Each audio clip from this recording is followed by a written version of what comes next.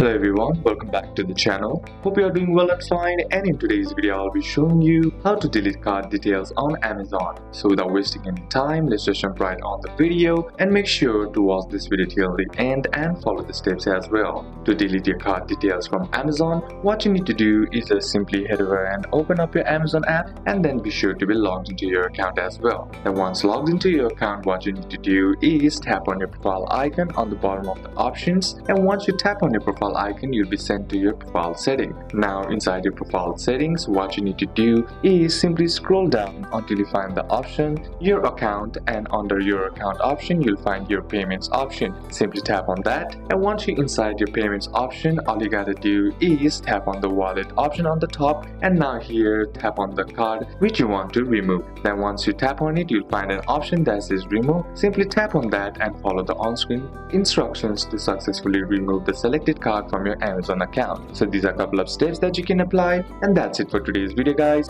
Hope this video was useful to you. Leave a like if it did, comment down any questions that you have, and see you soon on the next one.